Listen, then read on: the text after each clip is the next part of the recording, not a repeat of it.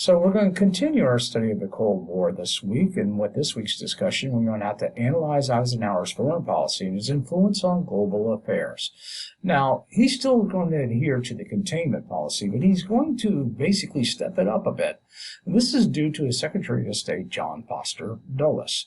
Now, you can't properly answer this question without talking about brinkmanship. First, you have to define brinkmanship, a strategy which called for massive retaliation of nuclear forces. Now, this was to basically scare the living dickens out of the Soviet Union and called rattling the nuclear saber. What's interesting is that President Eisenhower did not commit any troops really anywhere around the world.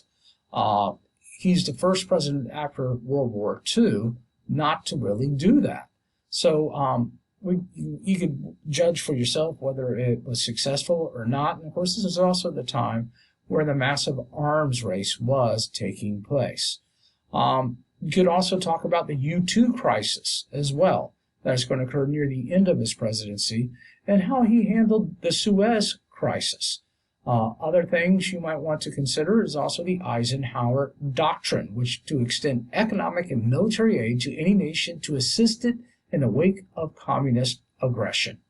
And where the CIA also intervened as well. So there's a plethora of things that you can focus on, but more importantly, you need to talk about the Eisenhower Doctrine and brinkmanship, how it was defined, and how it was possibly used. And as before, you could always send your discussion before this Thursday at 4 p.m. I'd be more than happy to look at it, critique it, to help you get a higher grade.